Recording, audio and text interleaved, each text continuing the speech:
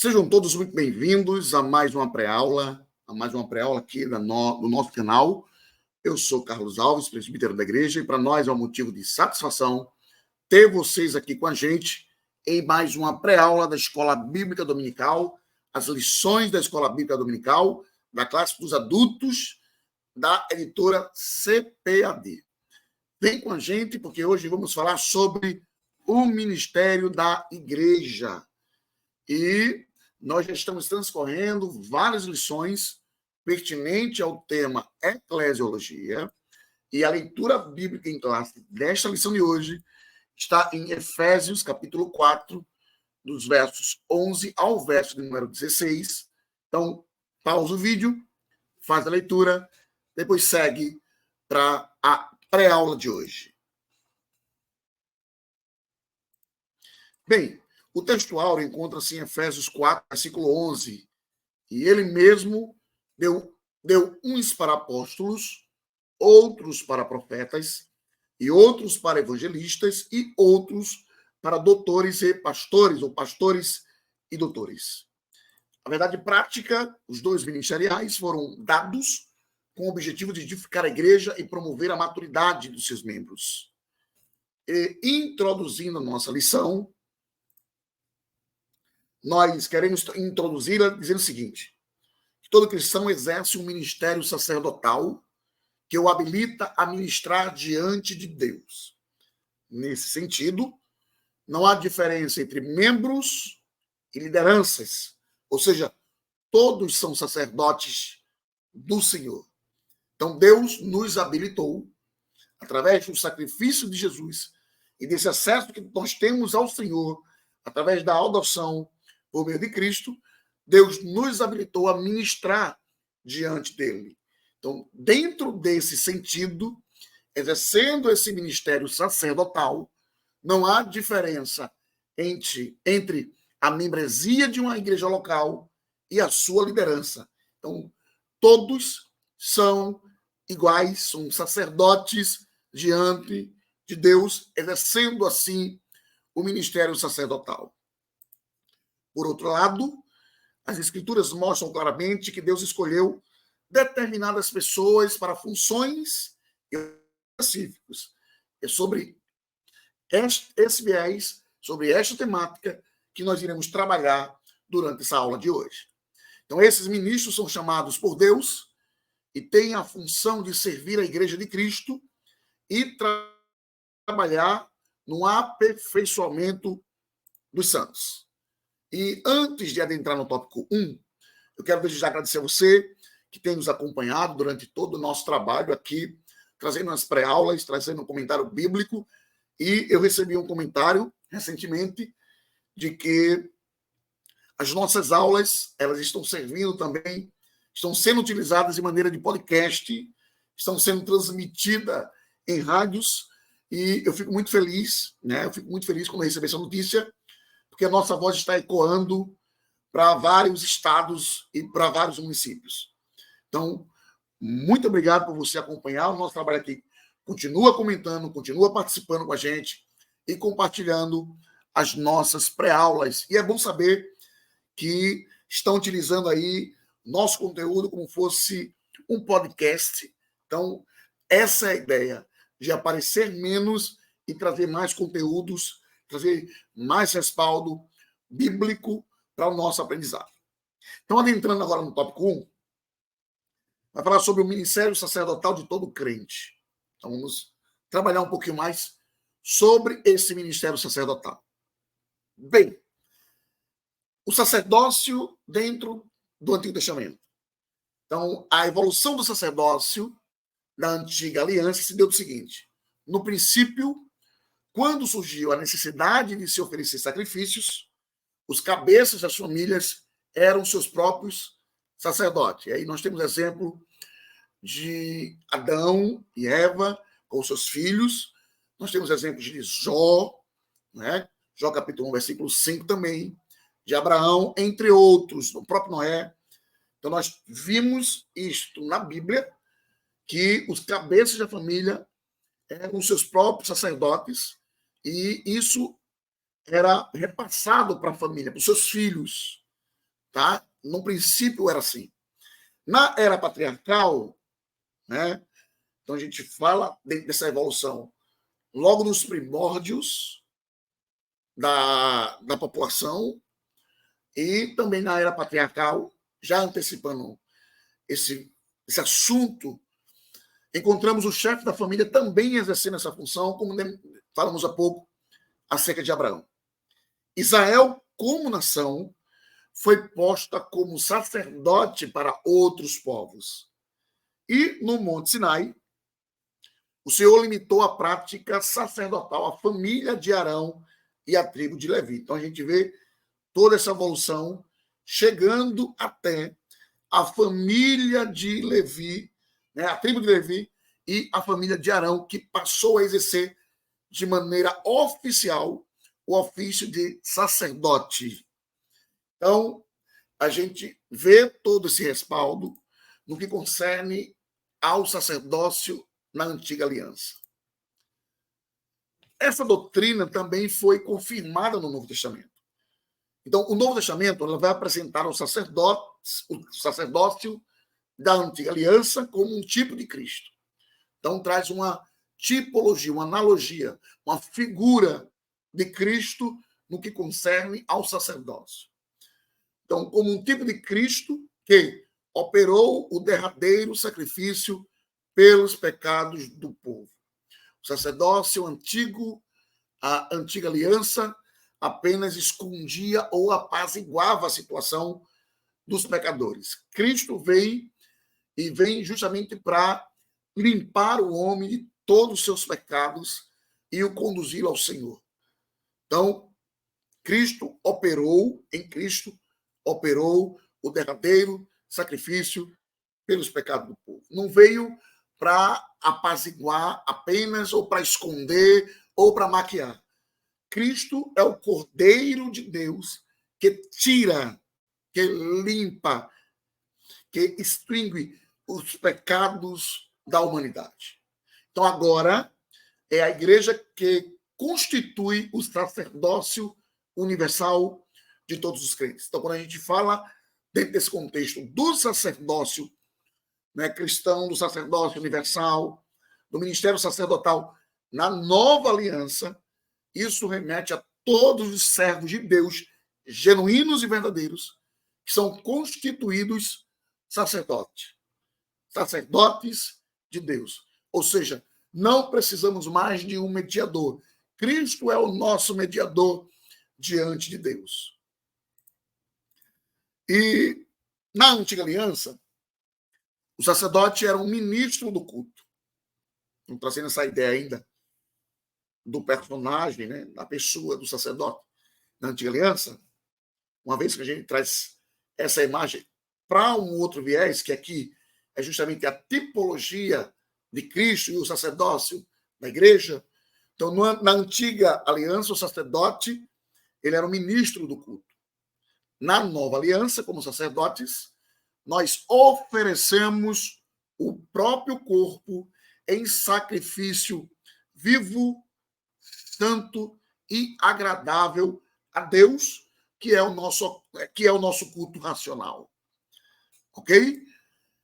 E ainda trazendo esse assunto, essa temática do ministério sacerdotal, uma vez que a gente já viu na antiga aliança, no Novo Testamento também foi confirmado, só que agora, trazendo para a pessoa de Cristo e para a igreja, a doutrina bíblica do sacerdócio também foi resgatada na era da Reforma Protestante. Então, no catolicismo romano, o sacerdócio ele é limitado ao padre, tá? Ao padre. Então, não há função sacerdotal para os membros da igreja. Então, o Papa ele é considerado o vigário da Igreja de Cristo. Então, essa doutrina do sacerdócio também foi resgatada na Reforma. Então, cabe destacar aqui que o resgate da doutrina bíblica do sacerdócio universal dos crentes, tal qual se encontra no Novo Testamento, foi uma obra da Reforma, né, luterana no século XVI. Então, esse sacerdócio que foi resgatado, esse tipo de doutrina, essa doutrina bíblica foi resgatada no período da Reforma. Ela foi uma obra da Reforma Luterana do século XVI, ou seja, fez parte das 95 teses de Lutero. Então, a Reforma pregou um retorno radical às Escrituras. E isso é importante destacar. Então, para o reformador alemão, qualquer cristão participa dos benefícios de Cristo e da igreja. Então, para Lutero, qualquer cristão verdadeiro, genuíno, santo, participa dos benefícios de Cristo e da igreja. E, sintetizando o tópico 1, a doutrina bíblica do sacerdócio universal do crente é um fato na nova aliança. Então, a igreja constitui o sacerdócio universal de todos os crentes. Amém? E a gente segue agora para o tópico 2, falando sobre a estrutura ministerial dentro do Novo Testamento, que é o que nos interessa muito. Então, dentro do ministério no Novo Testamento, Jesus, Paulo, utilizando-se, Deus, Jesus, o Espírito Santo, utilizando-se de Paulo, ao escrever Efésios 4:11, vai dizer que Deus pôs na igreja apóstolos, profetas, evangelistas, pastores e mestres. Então, ele mesmo deu uns para apóstolos, para profetas, para evangelistas, pastores e mestres, que fala assim de um ministério quíntuplo. Então, o apóstolo, a função de apóstolo, o cargo, o ministério do apóstolo, a gente traz essa ideia de apóstolo, esse cargo, esse ministério, é alguém que é enviado em uma missão. E o apóstolo ele tem alguns requisitos. Para ser de fato apóstolo, hoje tem dezenas, centenas e milhares, dezenas de milhares de apóstolos. Nem todo mundo hoje quer ser mais pastor, porque apóstolo está acima do pastor. Então, todo mundo hoje quer se intitular apóstolo. Só que o apóstolo bíblico, o apóstolo do Novo Testamento, era alguém que é enviado com a missão e tinha alguns requisitos. Por exemplo, tinha que ter estado com o Senhor Jesus. Segundo, ele tinha que ter sido uma testemunha da ressurreição de Jesus. Terceiro, ele tinha que ter visto o Senhor. E quarto, operado sinais e maravilhas. Então, aqui eram os requisitos dos apóstolos. Ter estado com o Senhor Jesus, ter sido testemunha da ressurreição de Jesus, ter visto o Senhor e ter operado sinais e maravilhas. Então, aqui eram os requisitos, e Paulo defende isso. Quando põe o seu apostolado em questionamento, ele vai provar, por A mais B, que ele, de fato, foi chamado e comissionado para ser um apóstolo, ou seja, o apóstolo dos gentios. Era a missão de Paulo. E ele prova, na discussão que ele tem, ele prova que, de fato, ele tinha, ou que ele atendia os requisitos para o apostolado. E hoje, qualquer um se designa aí apóstolo, se nomeia apóstolo, mas não segue os requisitos que a Bíblia apresenta. Ok? O segundo ministério é o ministério do profeta. Então, o profeta era alguém inspirado e autorizado para falar em nome de Deus. Então, nesse aspecto, ele era um porta-voz de Deus. No Novo Testamento, o profeta exortava e consolava e trazia a revelação do futuro. A Escritura vai distinguir o ministério do profeta e o dom de profecia. Então, não existe mais hoje profeta por ofício, e sim existe o dom de profecia em evidência. E nós somos daqueles que acreditam que os dons não cessaram, ok? Nós somos daqueles que acreditam que os dons espirituais continuam na igreja. Porque existe aqueles que não acreditam mais que os dons estão em continuidade e sim que cessaram. Mas nós, assembleanos, nós pentecostais, nós cremos na evidência dos dons e na continuidade dos dons, ok? E o dom de profecia faz parte também desses dons que estão em evidência. O evangelista é alguém cujo ministério é centrado na salvação de almas. Então, o evangelista é aquele que prega a palavra, é aquele que vai em busca das vidas, aqueles que vai pregar a palavra, que abre pontos de pregação, que abre comunidade de fé. Então, o ministério dele é centrado na salvação de almas. É por isso que ele recebe o cargo, a função de evangelista. O pastor possui a função de apacentar. Então, ao pastor cabe apacentar, liderar, ensinar as ovelhas de Jesus. E ao mestre possui a função de ensinar. É cabível ao mestre o ensino bíblico. É por isso que existe a recomendação que, se é ensinar, que haja dedicação ao ensino. Ok? E, além desses, ainda existem outros cargos também.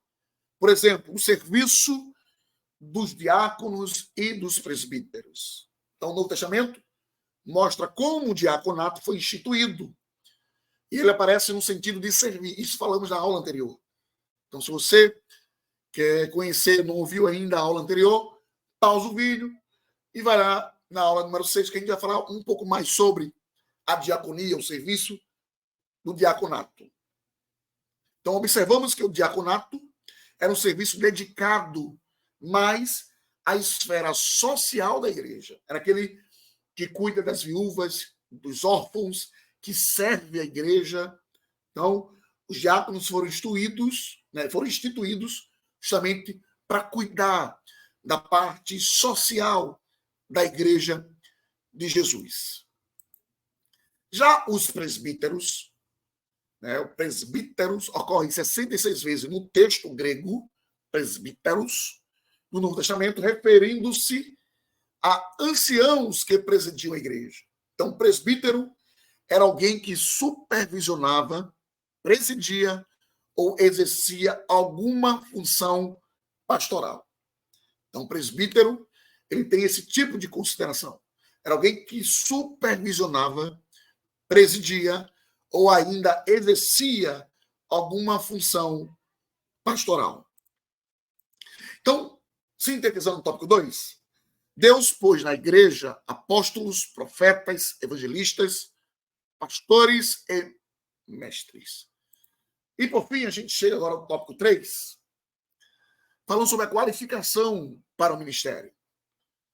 Então, vamos lá, vamos ver quais tipos de qualificação o servo de Deus, o homem de Deus, precisa ter para o exercício do ministério. E as primeiras qualificações são de natureza moral. Olha só. Algumas qualificações para o exercício do ministério de natureza moral são, primeiro, não apegado ao dinheiro, ou seja, não avarento. Não apegado ao dinheiro. A Bíblia diz que a raiz dos males não é o dinheiro. O dinheiro é necessário. Nós nos alimentamos, nós nos vestimos, nós pagamos nossa dívida através do dinheiro. Só que a raiz de todos os males não é o dinheiro, e sim o amor ao dinheiro. É da onde surge a avareza. Então, o homem de Deus, o homem no exercício do ministério, ele não pode ser apegado ao dinheiro. Infelizmente, nos dias odiernos, nos dias atuais, nós temos muitos homens de Deus, homens do ministério, que são verdadeiros avarentos. E, infelizmente, nós temos visto isso. Pessoas, obreiros, ministros que são, de fato, apegados ao dinheiro e têm feito do dinheiro o seu Deus. Infelizmente, nós temos visto isso, porque eles deixam transparecer. E essa é uma qualificação que vai descredibilizar o ministro. Ok? Porque uma das qualificações iniciais dentro do quesito moral, natureza moral, é justamente não ser avarento ou não ser apegado ao dinheiro. Um segundo ponto é ser irrepreensível, ou seja, que não possua nenhuma acusação válida. Por exemplo, o obreiro que compra e não paga, o obreiro que tem má reputação, o obreiro que tem má fama. Então, isso não significa ausência de pecado. Olha só, que todos nós somos pecadores. Todos nós somos pecadores. Mas uma vida pessoal ilibada. Ou seja, nós precisamos ter uma vida ilibada acima de qualquer acusação legítima. Olha só, legítima. Uma coisa é alguém te levantar uma calúnia. Outra coisa é você sofrer uma acusação porque você permitiu que isso acontecesse. Ok?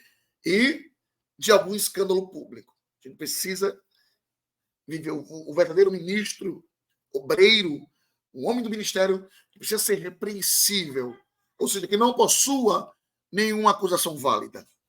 E repetindo aqui, isso não significa ausência de pecado, mas uma vida pessoal ilibada acima de qualquer acusação legítima e de algum escândalo público. Felizmente, a quem mais é dado, mais é cobrado. Então, não tem como o homem do ministério ter uma vida pregressa, ter uma vida de escândalos. Não tem como ele ficar na frente de um rebanho. Ele precisa ser penalizado, precisa ser disciplinado.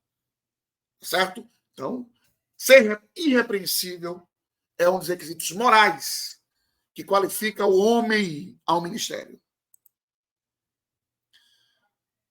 Também, dentro do quesito agora social, então, existem algumas qualificações no que concerne a natureza social para o exercício do ministério. Bom, ele não pode ser soberbo, arrogante e orgulhoso. Imagine aí um obreiro, um ministro, um servo de Deus que aspira o ministério ser soberbo, arrogante e orgulhoso. Não tem como. Tá? É um obreiro fadado ao fracasso. Ok? Então, dentro do que concerne a esse episódio, que Tito, em capítulo 1, versículo 7, o obreiro, dentro da natureza social, ele não deve ser de difícil convívio social. Tem gente que se acha a última Coca-Cola do deserto. Tem ministros que são intocáveis. São ministros que acham que a igreja é dele, que manda no povo, que o povo é dele e que são intocáveis. Não tem uma convivência social, sabe? Então, não pode. O obreiro, dentro do que concerne a natureza social do ministro, ele não deve ser de difícil convívio social. Ele não deve ser obstinado em sua própria opinião, ou seja, apenas a minha opinião é válida e ele não considerar mais a opinião de ninguém. O obreiro, ele não deve ser irascível. Tem gente que se ira com muita facilidade, com tudo irrita. O obreiro é irado, tem um espírito de vingança. Ele não deve ser truculento, violento. Ele não tem que ter um temperamento colérico. Bom, esse aqui enfim, vamos seguir. Então, não ter um temperamento colérico, entretanto, o Espírito Santo trabalha nos temperamentos, né? Existem 4 tipos de temperamentos que a psicologia vai discriminar. Por exemplo, Pedro, ele é classificado pela psicologia como um temperamento colérico, né? Como alguém colérica, por isso que ele tinha essa explosão, mas também, quando ele caía no arrependimento, ele caía no arrependimento valendo. Então, não ter um temperamento colérico, né? A gente deixa um pouquinho de stand-by nesse quesito, porque temperamento é da pessoa. Então, Não posso tornar disso, desse meu temperamento, a todo instante. Então, a todo instante, eu agir com agressividade, com violência, com truculeza, ser irascível. Então, eu preciso, de fato, esse meu comportamento precisará ser trabalhado para o exercício do ministério. Como também não pode agir de forma descontrolada. Imaginem um ministro, um obreiro que é descontrolado. Então, não tem como. Então, dentro das qualificações da natureza social, ele não pode ter essas características. Ok? Não pode ter essas características. É preciso ter muito equilíbrio, é preciso ter muito domínio próprio para o exercício do ministério. Então, por isso que não é todo mundo que tem as qualificações necessárias para o exercício do ministério do Senhor. É preciso escolher homens que tenham capacidades, que tenham condições de exercer os cargos que nos é apresentado biblicamente. Também existe algumas qualificações, ainda falando sobre qualificações para o ministério, de acordo com as cartas pastorais, podemos afirmar que há qualificações claras para o exercício do ministério da Igreja de Cristo. Então, são qualificações morais e sociais, que são os requisitos. Então, é preciso entender que, para a escolha de homens para o exercício do ministério de Cristo, é preciso atentar para as qualificações morais e sociais de acordo com o que a Bíblia preceitua. Eu não posso escolher um ministro, um obreiro, para um cargo porque ele é um amigo ou porque ele vai me gerar algum tipo de vantagem e etc. Ou porque eu quero, porque eu escolhi por alguma coisa. O exercício do ministério é algo sério. Deus deu obreiros à igreja. Então, para o exercício ministerial, é preciso escolher homens dignos, homens com responsabilidades, homens crentes, cheios de Deus, cheios do Espírito Santo, que tenham as qualificações necessárias, os requisitos necessários para o exercício do ministério da igreja. Então, queridos, sintetizando aqui o tópico 3, existem qualificações claras para o exercício ministerial da igreja. Só basta quem está em cima, no topo, poder atentar para esses detalhes, poder examinar os candidatos, para assim colocá-los à frente do ministério, para exercer o ministério. Amém, queridos? Então, sintetizando aqui, concluindo mais essa pré-aula, nós concluímos que nós vimos, dentro dessa aula, que nós vimos o ministério sob diferentes aspectos. Nós vimos que a doutrina do sacerdócio universal do crente, ela é inteiramente bíblica, é por isso que todos os crentes são sacerdotes de Deus e não precisam de um mediador. Nós temos acesso livre ao Senhor. Nós não precisamos de alguém que nos represente, como acontecia na era mosaica. Tá? A gente não precisa de um sacerdote humano para nos levar as nossas petições ao Senhor. Nós somos sacerdotes.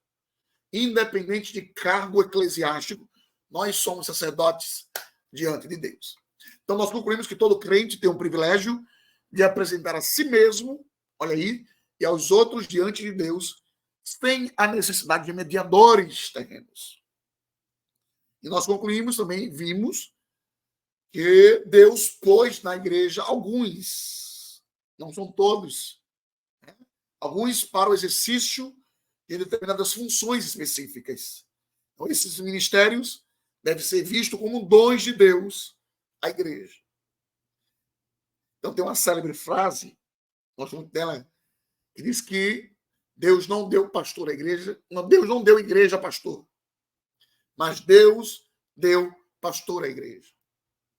Então, entendível que a igreja do Senhor, olha só, que a igreja do Senhor, ela precisa ser cuidada.